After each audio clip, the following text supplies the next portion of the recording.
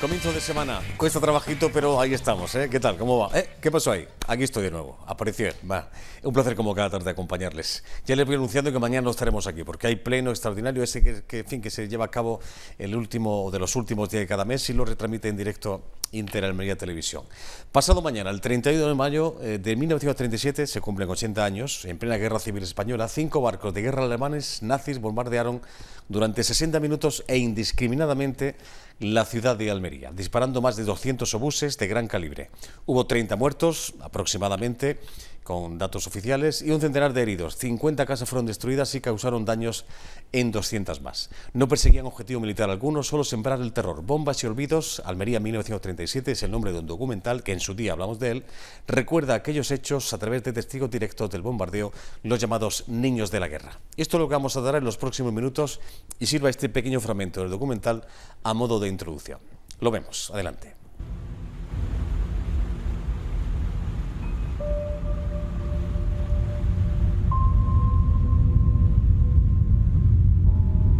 Aquella mañana, como mi padre se tenía que ir temprano, porque entraba a las 9 a trabajar en el restaurante, nos levantamos bastante temprano.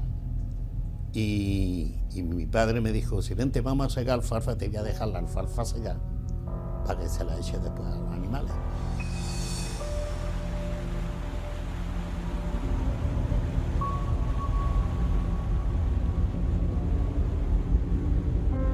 Entonces yo vi una nube blanca grande a ras del agua. Y le dije, papá, mira qué nube hay allí. Mi padre se quedó mirando y dice, no, eso es un banco de niebla. En la carretera antigua de la Cañada, o sea, la de Níger, había un sitio que pasaba cerca del mar. Yo no sé exactamente, pero sé que iba porque yo vi el barco. El 31 de mayo, a las 5 de la mañana, aparecieron 5 buques de la escuadra alemana.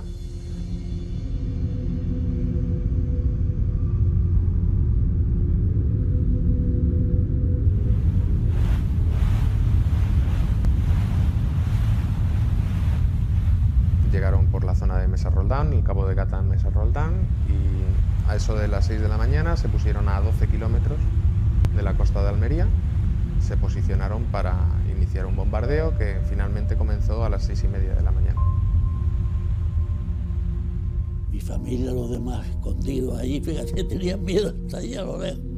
Pero yo, como era un niño tan precoz, me subí allí y lo vi todo. Por los fogonazos, uno tiraba pau, sin parar. Y luego que dio una vuelta al barco y se puso. Será que se calientan, ¿no?, los cañones. Y se puso del otro lado y siguió.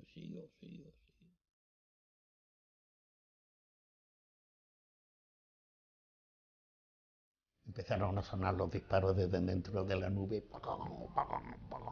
Salimos corriendo y entonces nos refugiamos en un hueco que había debajo de una higuera, que prácticamente nosotros lo habíamos profundizado para recogernos allí. El fuego duró alrededor de 1 hora y se lanzaron 200 proyectiles, 200 obuses aproximadamente, que sembraron el pánico.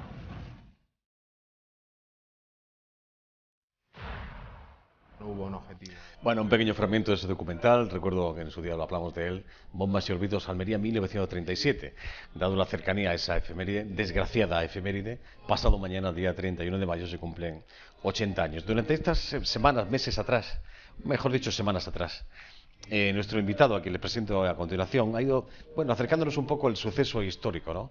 Con diferentes artículos en las páginas de La Voz, los antecedentes de la barbarie, el título de uno de ellos, Fuego, destrucción y sangre sobre Almería, la agresión de Almería, posible origen de la Segunda Guerra Mundial, fue otro de los títulos utilizados, Un plato de sangre de Almería ante vosotros siempre, poema de Pablo Neruda, la defensa naval de Almería tras la barbarie nazi, y hoy, día 29, si han visto las páginas de La Voz, aparece otro de ellos, aunque me dice Antonio que queda todavía uno, conservación de la memoria, defensa del patrimonio.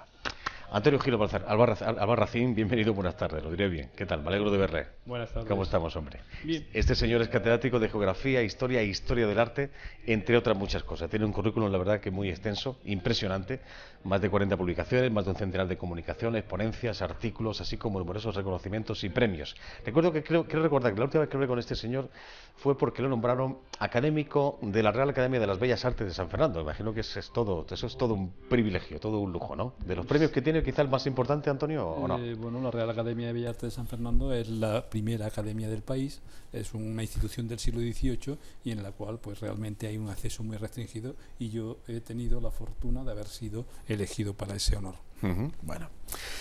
¿Qué contamos de este suceso resumidamente? Porque aquí podemos estar unos cuantos días hablando de esto, ¿no? Pero, en fin, lo que ha ido contando durante estos artículos, la verdad que muy interesantes, por cierto. Pues la verdad es que es un hecho absolutamente brutal por el cual, pues, en primer lugar habría que encajarlo en la historia de España, una historia de España donde hay una serie de sucesivos fracasos de la convivencia, donde a lo largo del siglo XIX empieza una sucesión de guerras civiles que culminan hasta ahora y esperemos que para siempre en la del 36-39.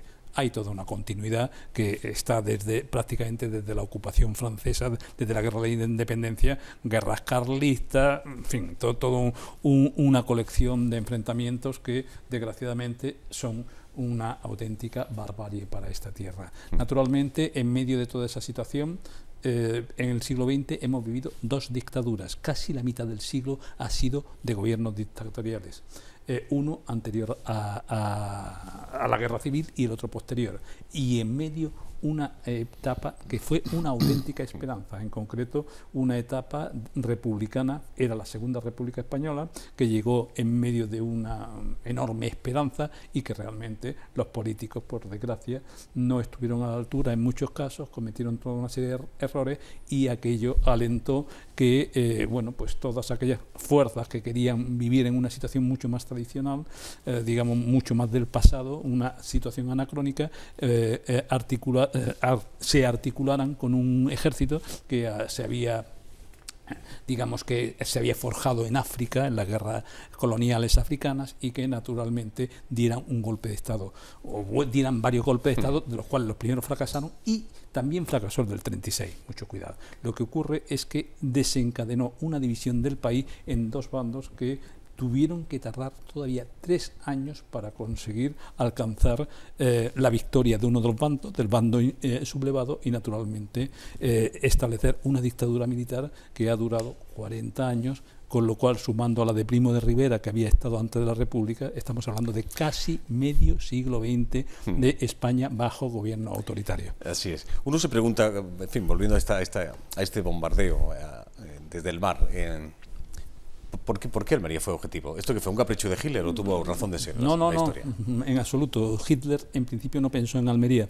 Lo que ocurre, él había pensado en dos grandes plazas del Mediterráneo que, a fin de cuentas, todo era una represalia contra un bombardeo en Ibiza zona franquista, y un bombardeo desde una aviación que había salido de un aeródromo republicano. Naturalmente, en este sentido, hay que señalar que la República no tenía a Alemania como objetivo, sino que fue a bombardear todos aquellos objetos de guerra que hubiera en zona enemiga. Y naturalmente en este sentido hay que señalar algo importante. Las dos primeras plazas que se eligieron o que planteó Hitler para su bombardeo eran nada más y nada menos que Valencia o Cartagena, pero la inteligencia naval nazi evidentemente señaló que eran dos plazas perfectamente artilladas y que corrían grave peligro de perder la flota. Claro. Con lo cual eligieron Almería, que a pesar de que decían que estaba artillada, o al menos intentaron justificarlo a posteriori, realmente era una plaza desguarnecida por completo, y de hecho sí había alguna batería, pero con calibres tan cortos que no llegaron a las 13.000 yardas, que eran precisamente unos 12 kilómetros aproximadamente, que era la distancia que se estableció la flota de la ciudad para martillearla de una forma absolutamente infame y cruel. Aquello tuvo que ser realmente Bueno, como titulaba, ¿no? Fuego, destrucción y sangre sobre Almería, ¿no? Sí, Porque, se me vamos, ocurrió ese título porque además muy creía acertado. que realmente venía a señalar de una forma clara qué es lo que había. Según los datos oficiales, hay documentación oficial sobre el tema, muy escasa, pero la hay, se lanzaron, o al menos contaron desde los observatorios republicanos de la ciudad, contaron 275 disparos. De ellos, la mayor parte eran de obuses de 220, que eran los grandes cañones de esta flota, fundamentalmente de la Admiral Sher, que realmente eran tenían una capacidad destructiva realmente brutal. Pero también venían los otros destructores de acompañamiento que también estuvieron disparando y que también complementaron el asunto. Hay que señalar que estos eran acorazados de bolsillo. Hay que tener en cuenta que Alemania había perdido ¿Acorazados de bolsillo? Sí, habían perdido la Primera Guerra Mundial, y entonces en los tratados de Versalles tenía prohibido crear una marina de guerra potente. Vale. Y entonces precisamente estaban muy reducidos para incluirse dentro del Tratado de Versalles, pero naturalmente tenían potencia de fuego comparable. Hay que señalar que son conocidos de sobra el Deutschland, el Admiral Scher, el Graf Spee, que acabó en la bahía de Montevideo. Por cierto, el Admiral Scher acabó en un bombardeo aliado de la Rada de Kiel, que es la base naval alemana en el Báltico. No sé no recuerdo bien si era en 44 o en 45, pero realmente hay fotografías impresionantes que está con la quilla en alto sobresaliendo del agua. Me gustaría tenerme, porque llama mucho la atención, uno de los artículos que hemos leído, como digo, durante estas últimas semanas en las páginas de Alba de Almería. La agresión de Almería, 2 puntos, posible origen de la Segunda Guerra Mundial. No es una ilusión, es una realidad. Precisamente se conserva la documentación y los testimonios de los autores, de los actores de aquella hazaña. En aquel momento, Indalecio Prieto era ministro de Defensa. Bueno, entonces se llamaba ministro de Guerra, da igual, nos entendemos perfectamente. Y a pues le entró lo que hoy llamaríamos sin ningún recato un calentón a partir del bombardeo de Almería, que fue absolutamente infame, inesperado, y además mucho cuidado, porque en realidad creo que merece ser equiparado al de Guernica, con todo lo que significa, sí. pero cuidado, fue peor todavía. ¿Por qué? El de Guernica fue un bombardeo aéreo, hecho por una unidad alemana de combate, que era la Legión Cóndor, pero la Legión Cóndor estaba integrada dentro de la aviación franquista, mientras que ningún barco de la Marina de Guerra alemana, de la Kriegsmarine, llegó a estar nunca integrado en la Marina franquista. Sí. Con lo cual fue todavía mucho más pirático, a pesar de que evidentemente eso no justifica para nada que el bombardeo de Guernica tuviera ninguna justificación de ningún tipo. Está claro. Sí, pero en cualquier caso lo que está claro es que en este sentido, al ministro de Defensa se le ocurrió en aquel momento coger y la potente aviación de bombardeo republicana que existía en aquel momento, después se fue disminuyendo, lanzarla sobre todos los puertos del Mediterráneo para localizar cualquier barco alemán que hubiera y hundirlo. Si realmente eso se hubiera producido, es muy posible que se hubiera adelantado 27 meses. La guerra ya estaba madura. Sí, lo único que realmente fue intentar por medio diplomático evitarla y al final se quedó muy claro que donde uno no quiere, dos no se pelean, pero en este caso había uno que quería pelearse y la montó. Así es. Sí. Al margen de ese pequeño fragmento de ese documental, algunas imágenes que nos trae Antonio, vamos viéndola. Me gustaría preguntarle también, en fin, como almeriense, por supuesto, como historiador, durante estos 80 años, hoy estamos hablando de esto, en alguna ocasión se ha hablado, en fin, hoy se han presentado algunas actividades, de hecho también hay esta tarde una conferencia en la delegación de gobierno a cargo del profesor Rafael Quirosa para hablar un poco sobre el particular, pero estaba comentando antes, Antonio, que no existe actualmente en Almería nada significativo, ninguna plaquita, algún recuerdo de aquel 31 de mayo del 37. ¿Qué es lo que pasa con esto? Bueno, ¿Usted cómo lo ve, Antonio? Almería, hay una situación realmente extraña, que durante los primeros 40 años posteriores al bombardeo, bueno, a la derrota de la República, claro, no haya habido ningún tipo de recuerdo, incluso una censura manifiesta del lugar, y de hecho pues es perfectamente lógico por una razón, porque a fin de cuentas lo habían hecho los amigos de Franco y del franquismo, de la dictadura, y naturalmente aquello no se debía recordar, salvo para decir que fue una ayuda de Hitler al esfuerzo franquista. Sin embargo, lo sorprendente, lo absolutamente increíble es que haya ocurrido igual en etapa democrática, porque también llevamos ya 40 años de democracia y tampoco se puede decir que sea una democracia monocolor en absoluto, porque ha sido una democracia en la que naturalmente han gobernado partidos de la derecha, partidos de la izquierda, y ni uno ni otro han hecho absolutamente nada para recuperar esa página infame de la historia de Almería. Hay que tener en cuenta algo fundamental para encuadrarlo. Es el hecho más importante de Almería en todo el siglo XX, porque el haber podido estar en el origen de la Segunda Guerra Mundial creo que lo convierte en un hecho de trascendencia mundial. Ya lo creo. Y afortunadamente, que conste bien claro que afortunadamente no fue. Nos habría tocado el papel que después le tocó a Gdansk o Danzig, que fue precisamente la ocupación de Danzig lo que desencadenó la Segunda Guerra Mundial.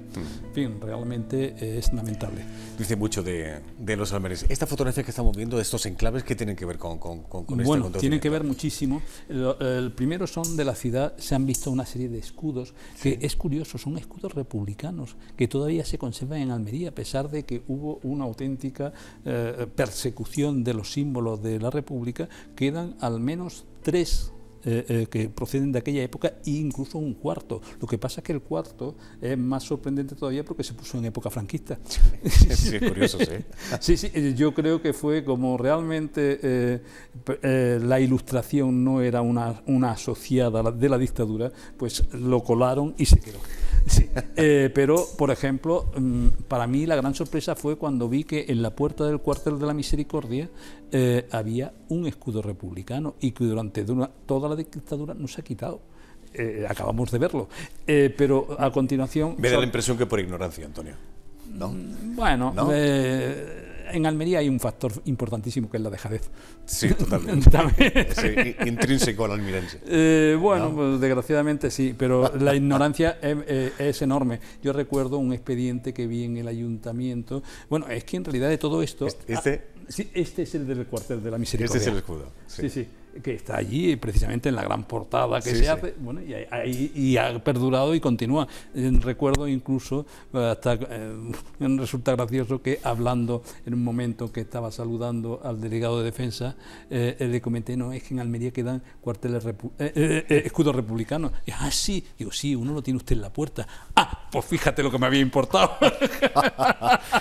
Bueno. Sí, pero que de todas maneras el resto de las imágenes pues trataban escenas del bombardeo, los personajes, los principales actores, y después un aspecto importantísimo, y es que después del bombardeo hay que tener en cuenta que en aquel momento Almería era el único puerto hábil antes de llegar a Cartagena, con lo cual cualquier desembarco por aquí o cualquier acción aquí hubiera dejado Cartagena como ciudad abierta, porque no había nada para defenderlo entre Almería y Cartagena.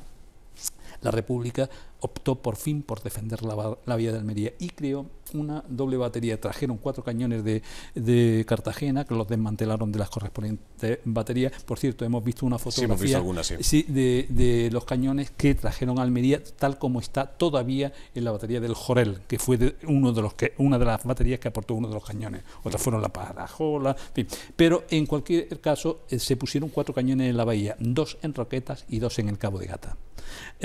Con lo cual, teniendo en cuenta que eran cañones de potencia suficiente, de calibre suficiente, tenían un alcance de 20 kilómetros, con lo cual cubrían toda la bahía. A partir de ese momento no hubo ninguna agresión más sobre Almería, porque evidentemente cualquier barco hostil que hubiera entrado dentro de la bahía habría sido hundido. Claro. En cualquier caso, de Roqueta nada queda. Evidentemente el tema, digamos que la presión urbanística de Roquetas ha arrasado con todo, con cualquier memoria de este tipo y muchas más, pero sí queda prácticamente completo la que se puso en el Cabo de Gata, al pie del Cerro de la Testa, que además está en un lugar estratégico absolutamente fundamental y que esperemos que si algún día somos capaces de conseguir que las autoridades correspondientes puedan vencer aquello de la dejadez y la inercia y todas esas cosas, pues lo conviertan en el que sin duda va a ser el mejor mirador del Parque Natural de Cabo de Gata-Níjar,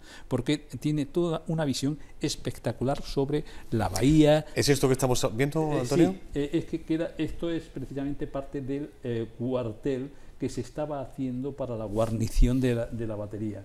Y seguramente habrá a continuación alguna imagen en la cual pues vemos que se ve todo lo que significa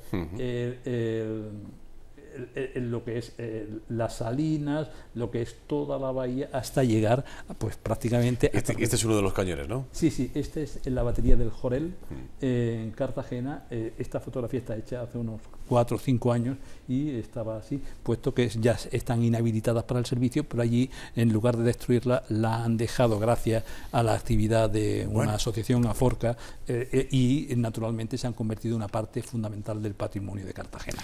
Gran defensor del patrimonio este señor también, por cierto. También estábamos comentando antes de comenzar la charla que aquellos edificios dañados también merecerían tener una pequeña reseña, ¿no?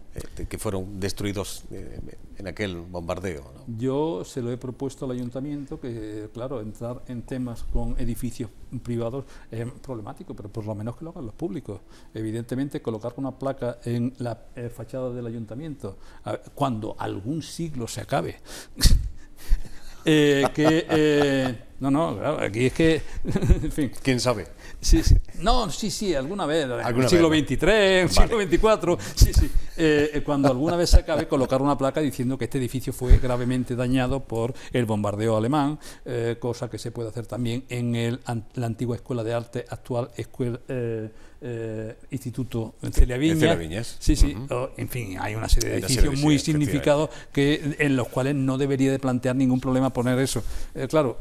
Casi la mayor parte de los edificios que fueron destruidos entonces, la iglesia aparte, porque también fue dañada la catedral, San Sebastián, etcétera, la mayor parte de los edificios han sido demolidos porque Almería ha sido muy cruel con su propia arquitectura.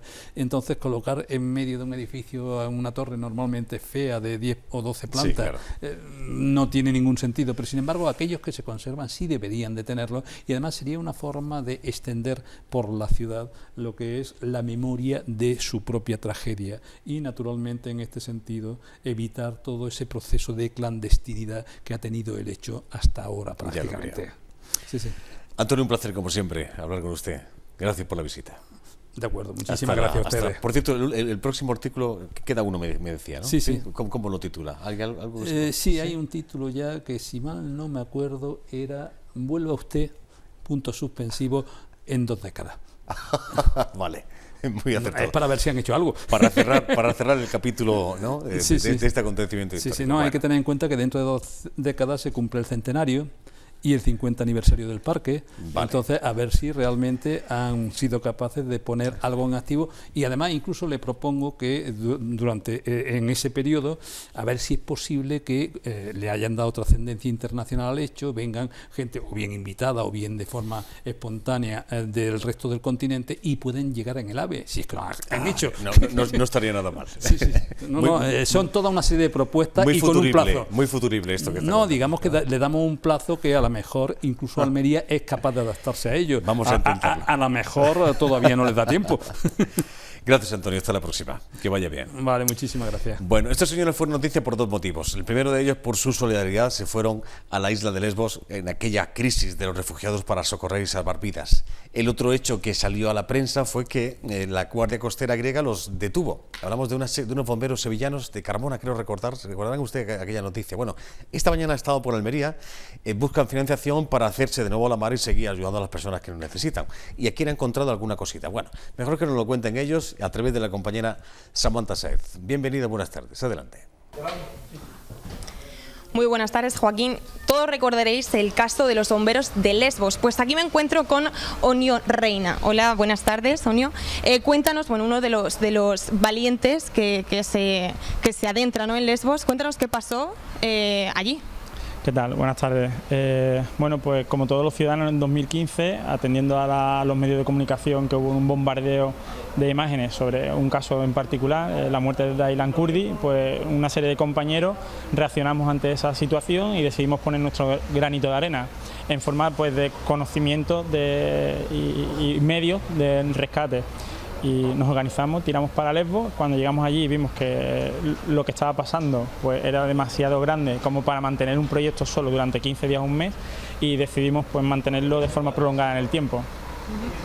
Bueno, cuéntanos aparte un poco, pues, todas las personas, ¿no?, que os adentráis, que os montáis en el bote o en el barco, y qué es lo que encontráis al llegar allí. Vale, pues cuando llegamos allí, lo que nos llama la atención, tanto a mí como a todos los compañeros que participamos en el proyecto, es la magnitud del problema. Que tantas personas, sin haber sangre, porque esto estoy diciendo sin haber sangre, pues nos impresiona que tanta gente venga huyendo de donde vienen, ¿no? Además, en el 2015, en aquel entonces, ya 2016, o actualmente 2017, que eso esté pasando, que no es un accidente en el que alguien pierde la vida de forma accidental, sino es una consecuencia por parte de las instituciones o de los organismos más pudientes, que hacen que, bueno, pues que en Siria o en otras partes del mundo se estén dando situaciones que hagan que una crisis migratoria tan grande, pues bueno, pues. ¿Qué beneficios se obtiene a la hora de encontrarte ese panorama, ¿no? Porque para seguir haciéndolo y seguir, pues, motivando a la gente, ¿no?, a que colabore con vosotros, a que os ayude, ¿qué beneficios o qué mensaje le darías a aquella gente para que se anime a colaborar? Mensaje, pues mensaje claro. Lo que le está pasando a ellos nos puede pasar a nosotros. Entonces, lo que sembremos hoy será lo que se recoja el día de mañana. Yo tengo un niño con 4 años. Me gustaría que, si esta situación se diese aquí en España, hubiese alguien en otro país que pensara igual que estamos pensando nosotros, tanto los bomberos como parte activa en el proyecto, en la situación, como los ciudadanos que están apoyando el proyecto de otra manera, igual de activa, porque al fin y al cabo es como un círculo. Nosotros podemos ayudar siempre y cuando los ciudadanos nos apoyen, nos sigan ayudando. Entonces, bueno, el reconocimiento, la alegría, el poder salvar una vida, eso es súper gratificante. Entonces, bueno, eso es lo que nosotros nos llevamos, ese es el beneficio que se lleva la persona que ayuda. Como hemos estado hablando antes, ¿no?, de esta entrevista, ¿cuántas personas son las que caben en un barquito como este? Vale, pues nosotros esta embarcación la diseñamos en función a las necesidades que nos estábamos encontrando en Lesbos. Entonces, había embarcaciones, que son las que ellos traen, de unos 8 o 9 metros, en las que han llegado a venir hasta 80 personas dentro de esa embarcación. Evidentemente, para que haya más espacio, ni chalecos salvavidas, ni ropa, ni enseres, nada. O sea, una persona pelada y mondá, pegada cuerpo con otra, para que entren tantas en esa embarcación. Entonces, nosotros diseñamos el Sara, pues para que en caso de naufragio pues pudiéramos meter ese número de personas dentro. Bueno, hoy vamos a pasar ya de la noticia de Lesbos, que fue muy trágica, la verdad, y todo el mundo la recordará, a una noticia positiva, ¿no?, de por qué os encontráis hoy aquí en Almería, por qué habéis venido. Pues hemos venido porque, al igual que ahora estoy contándote esto a ti y saldrán los medios, pues hace cuestión de un mes y medio, hicimos una entrevista en radio y un señor de aquí de Almería, Diego Casado, que tiene una náutica, escuchó pues la problemática que teníamos en ese momento, y era que adquirimos un barco y nos quedamos sin recursos económicos para poder equiparlo. Entonces él contactó con nosotros y, al igual que nosotros hacemos esto de forma gratuita, pues él dijo lo mismo: oye, yo con vosotros no pretendo ganar dinero y es mi manera de aportar, es la manera que tengo de poner mi granito de arena. Entonces, bueno, pues poco a poco vamos cerrando etapas, vamos consiguiendo objetivos. Ahora el siguiente objetivo, ya lo digo, ProEmail junto con Salvamento Marítimo Humanitario hemos unido fuerzas y queremos ir al Mediterráneo, que es donde está el problema ahora real. Ahora mismo estamos viendo en las noticias de que hay miles de personas que se rescatan al cabo del día y muertos se cuentan por cientos. Entonces necesitamos que alguien o nos ceda, nos preste o nos alquile de una forma más económica un barco, un pesquero, un mejillonero, un remolcador, que cumpla las funciones de vamos a pescar personas. Entonces, bueno, pues alguien que ya que tenemos el pequeño SARA, el pequeño bote, el RIP, que es una embarcación rápida de rescate, para interceptar las embarcaciones con problemas, pues ahora necesitamos un barco más grande para poder meter a esas personas y llevarlas a puerto. En este caso, pues Italia, Malta, donde hubiera que llevarlo. Bueno, hay que recordar que sois una asociación y esto es, pues, vosotros trabajáis para los demás como también queréis que los demás trabajen para vosotros, ¿no? Para que os ayuden, os echen una mano y también colaboren en esta medida. Uno de ellos es, como has dicho, aquí está el responsable de la náutica.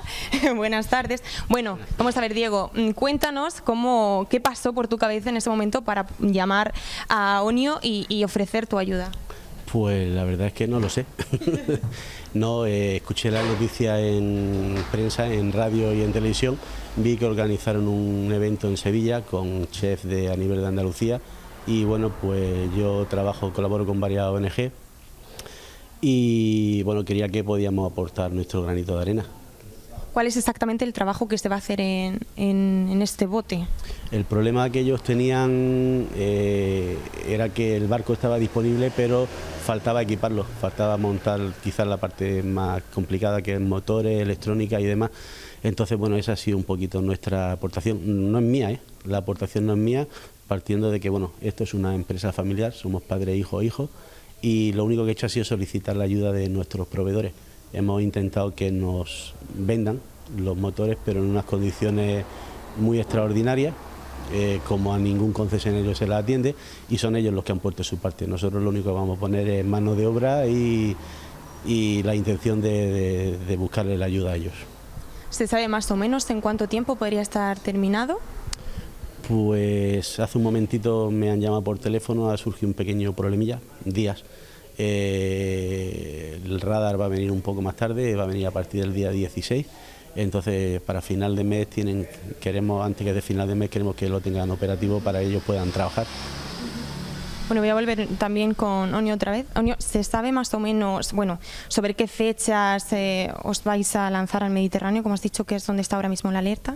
A ver, la época fuerte se prevé que sea julio, agosto, septiembre, octubre. Tanto Salvamento Marítimo Humanitario como nosotros estamos partiéndonos el cuerpo y el alma en intentar conseguir los recursos para poder estar en julio allí. Eso quiere decir que tenemos el mes de junio para conseguir ese dinero. Como comenté antes, el 80% del presupuesto se lo lleva el barco. O sea, hay un presupuesto de alquiler de un barco mejillonero, pesquero, remolcador, que cumple estas características, poder subir 300 a 400 personas a bordo, y son 60.000 euros mensuales.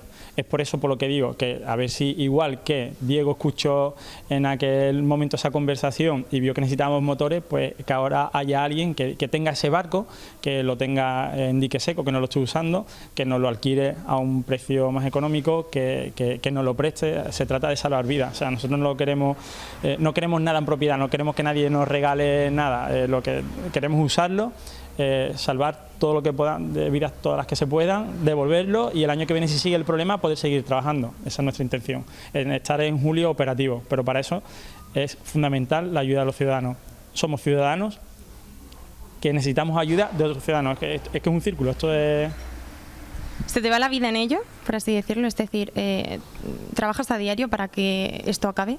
24 horas, o sea, 24 horas es 24 horas. Me acuesto, Andy dice, bueno, cuando te acuestas, no, cuando me acuesto, sueño con qué hacer para que esto siga funcionando. Tengo un niño que tiene 4 años y cuando me he vestido con la camiseta naranja se enfada, porque me pego todo el día, tanto yo como los compañeros, pensando en qué hacer para que esto salga adelante. El año pasado gestionamos casi 200.000 euros, eso hay que echar un montón de horas en la calle para recaudar ese dinero.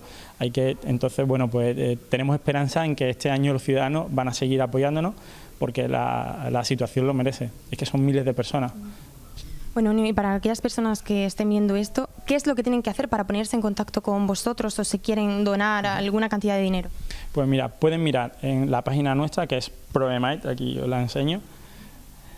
En la página pueden hacerse socios, pueden hacer alguna donación. Si no, Salvamento Marítimo Humanitario, SMH, también pueden contrastar la información y ver también el trabajo que están haciendo ellos, que es fabuloso, fabuloso. Y el nuevo proyecto, el nombre que le hemos dado, se llama Mayday Terráneo. Si metes en Facebook Mayday Terráneo, ves tenemos abierto un crowdfunding, cómo se puede colaborar. ¿Por qué le hemos puesto Mayday Terráneo? Porque hace cuestión de 3 semanas un barco de una ONG alemana lanzó un Mayday porque llevaba a casi 400 personas a bordo, la estabilidad del barco estaba comprometida y llamaron a Italia, Italia no echó cuenta.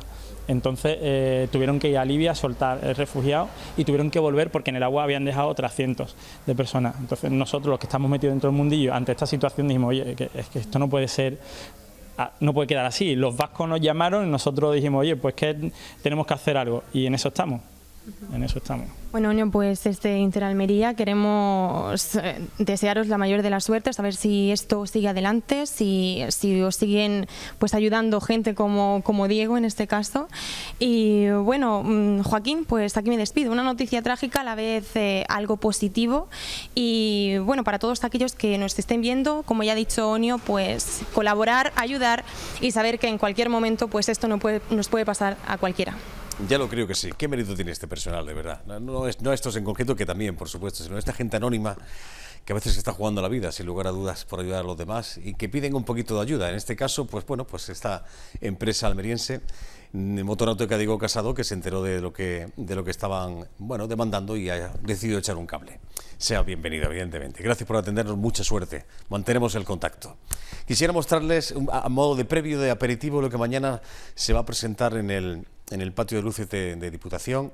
Hablamos de un libro que lleva por título Cabo de Gata, Espacios Abiertos, forma parte de una colección que se llama así, Espacios Abiertos, el primer número dedicado a Gibraltar, el segundo de Cádiz a Algeciras, y esta tercera entrega pues nos acerca al Parque Natural desde un punto de vista diferente. La verdad que está muy bien, son unas pinturas chulísimas con un trazo muy especial, muy colorido, de un artista del cual hablaremos. Pero antes me permiten que hable con el editor, con el director gráfico, con ese señor que viene a visitarnos, que se llama Pedro Tabernero. Bienvenido, buenas tardes, Pedro. Buenas tardes, Joaquín. Bienvenido a Almería. Muchas gracias. ¿Conoces esta tierra? Sí. ¿Sí? He estado mucho tiempo buscando documentación para hacer el libro, ¿no? Bueno, eres sevillano, Pedro, ¿no? Soy sevillano. ¿Sí? Bueno, este señor ha hecho muchas cosas en su vida. Echando un vistacito, ahora que se conmemoraba el 25 aniversario de la Expo, fuiste uno de los responsables de la mascota de la Expo del 92, dentro de tu asignación, de tu responsabilidad dentro de ese acontecimiento, ¿no? Sí, seleccioné los autores de unos 15 países para decidir, produjimos unas 40 mascotas,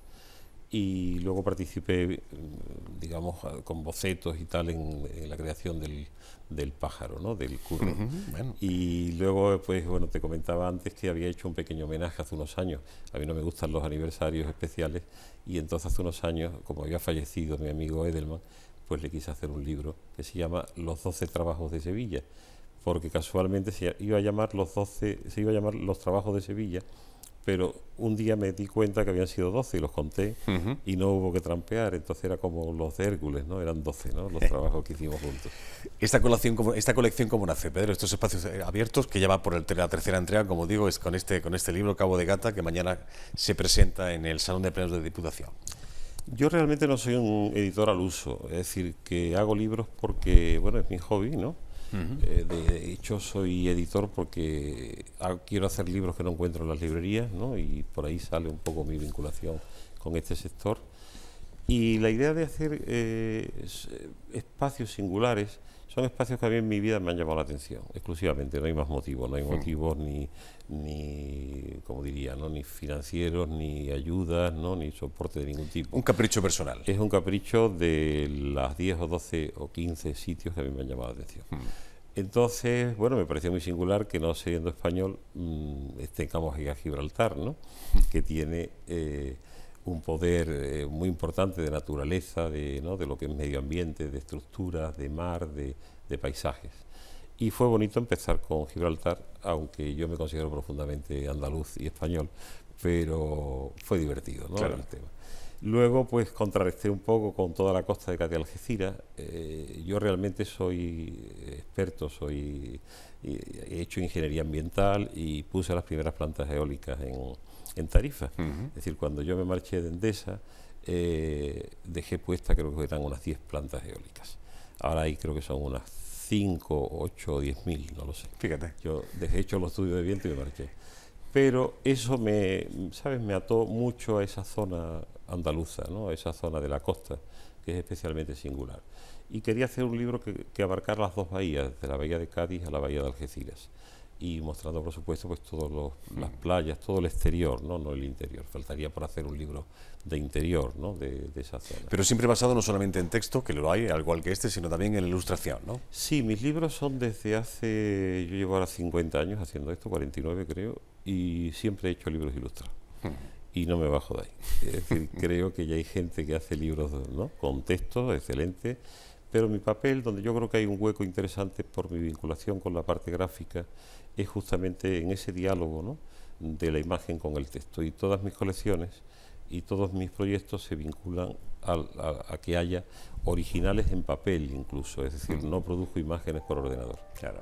Mira, estamos viendo algunas imágenes de este libro. La verdad que echar un pequeño vistazo, no he tenido, ya tendré tiempo de verlo tranquilamente, pero no sé, resulta muy bonito, por lo menos diferente, ¿no? Es la visión que tiene el ilustrador, que no lo hemos nombrado, un señor que se llama Roberto Sánchez Terreros, ¿no? Le mandamos un saludo en la lejanía a través de la televisión. Él es pintor, estamos viendo las primeras imágenes y algunas dudas que había sobre la posible portada, pues han surgido ahí 2 imágenes distintas de portadas. Y somos amigos hace 10 o 15 años, habremos hecho ya 10 o 12 libros juntos. Y esta serie pues la concebimos como que la pudimos hacer juntos.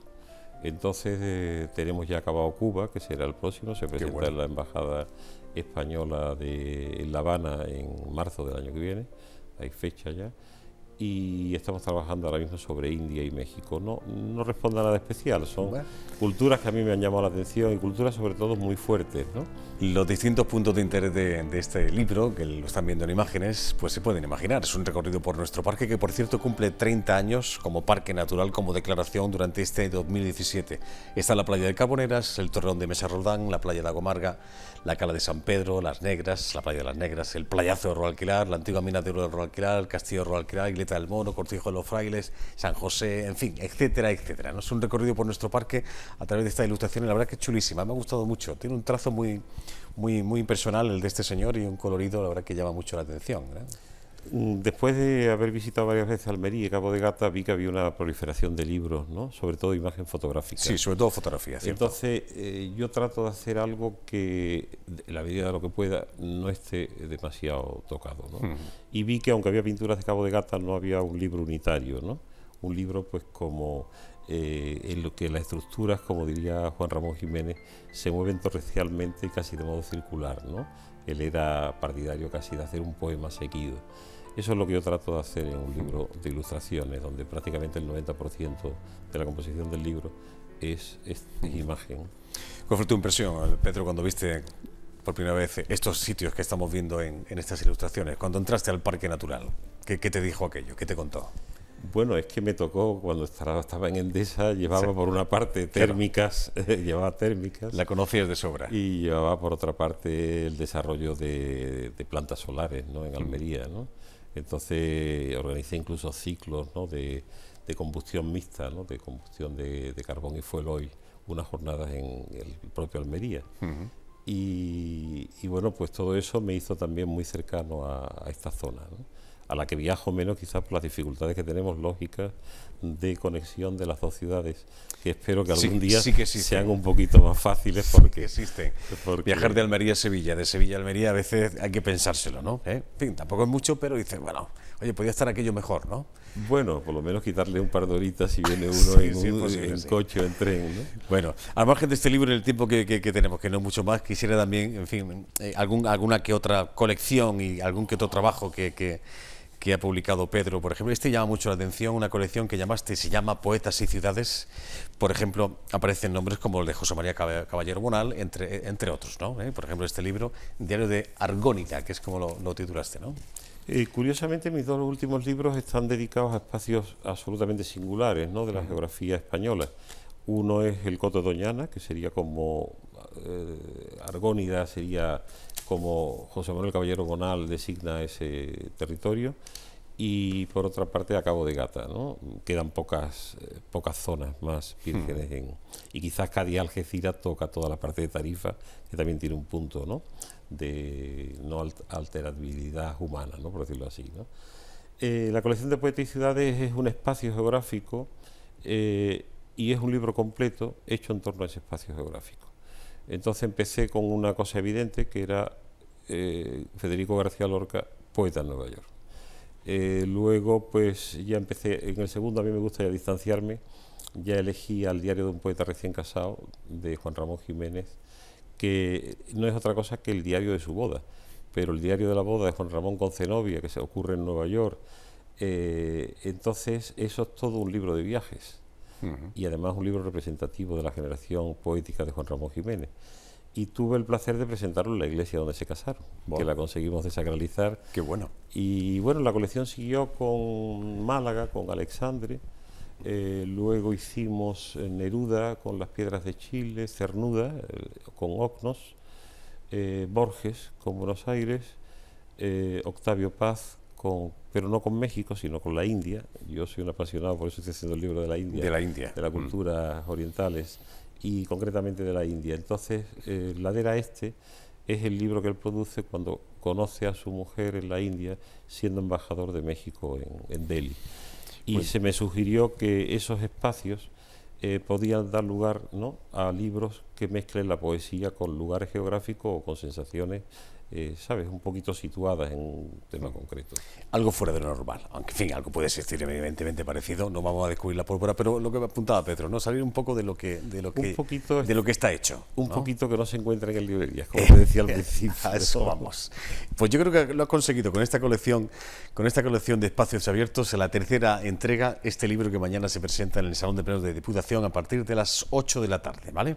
Bueno, un placer conocerte, Pedro. Bienvenido a Almería, que te lo pases bien. Igualmente, ¿vale? Tenemos el contacto, en otra ocasión seguimos charlando, ¿de acuerdo? Seguiremos avanzando, hay más temas. Bueno, una pequeña pausa y solamente, aunque sea un minutito, que mañana llega un señor a Almería, de esos conciertos que uno no se puede perder. Este señor es violinista, es director y pedagogo, violinista y director de los mejores del mundo, y va a interpretar mañana un concierto con obras de Falla, de Dvořák y de Tchaikovsky. Se llama, a ver cómo te llamas, que lo tenía por aquí, Pinchas Zuckerman, es el nombre de este señor.